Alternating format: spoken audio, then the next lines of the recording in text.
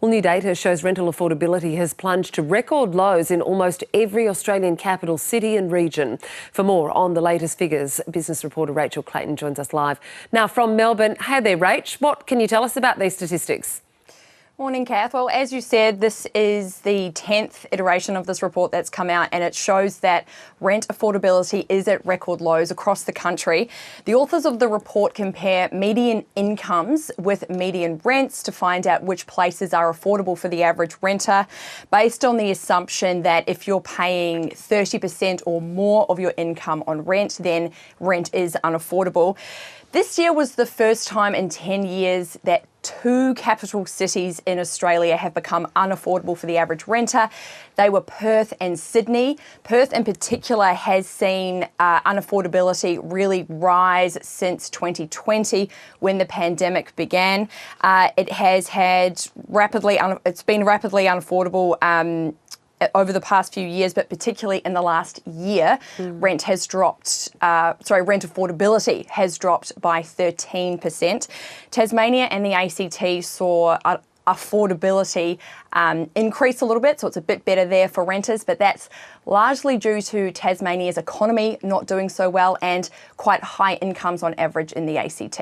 So I guess it's not really surprising that a new critically affordable category has been included in this year's report. What does that tell us?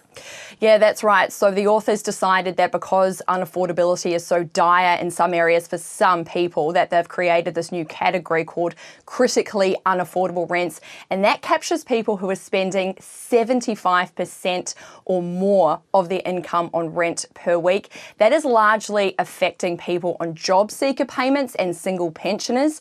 And that really goes to show or speaks to the lack of public and social housing that we have across the country, because usually those people would be captured by the system and be put in homes with the assistance from state and territory governments, but that's just not happening because our stock is so low, and so those people are having to be pushed into the private rental market. John Engler from National Shelter spoke about this new category earlier on News Breakfast. Check out what he had to say. So not just severely unaffordable, critically unaffordable. So getting worse. A new colour, in fact, we've had to introduce to indicate on our heat maps when somebody's likely to pay more than 75% of their income. That's a new low. It's coming down to decisions, as we say, cost of living. Do they make decisions between rent or groceries or energy bills? It's getting to that, as we say, critical level. What John said there really speaks to how more and more renters are feeling the pinch when it comes to rent. We know we've got a cost of living crisis, but I think really going into next year, housing and renting in particular is really going to be front of mind for voters and something the major parties need to keep their eye on. Rachel Clayton, many thanks for the update.